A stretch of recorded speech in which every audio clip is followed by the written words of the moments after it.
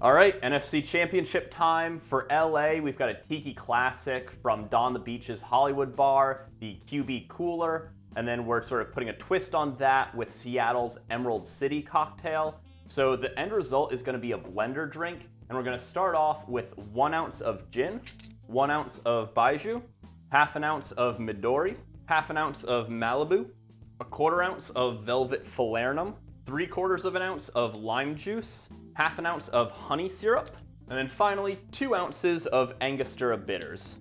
All right, now I'm gonna go blend this up with some ice and I will be right back. All right, so it ended up being about 8 ounces of ice, and now what we are going to do is go ahead and pour this into our lovely hurricane glass right there. All right, and since both of these QBs, got a boost when they moved to their new cities, I'm gonna call this cocktail the QB Booster. Let's give it a try. Whoa. Whoa. Whoa. Oh, that Baijiu is doing such weird things in this drink. It's doing that thing where, in my opinion, a good tiki drink is kind of like an orchestra, right? There's sort of a particular sound that you're typically going to hear more of, just based on how everything sort of balances out.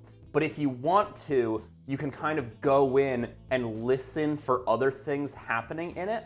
And that's exactly what's going on here. That Baijiu, that very sort of distinctive, like guava, pink peppercorn, that's absolutely the main note up front there.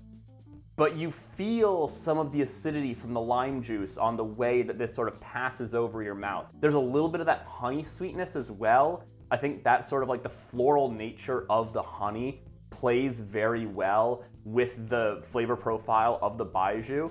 I think part of why the gin really isn't coming through is because it's, again, kind of lending like supporting botanicals to the Baijiu. It's got almost like a tartness to it, which is really interesting because it's not super acidic in the way that like a daiquiri, is sort of acidic and like the lime grabs you.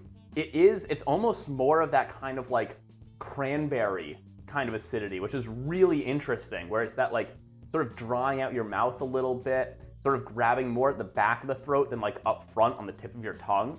I think the Malibu is coming through with a little bit of sort of like a coconutty baseline right there. I think it would come off as sort of too harsh and astringent without this coconut rum and our Velvet Falernum kind of smoothing everything out and mellowing everything out a little bit.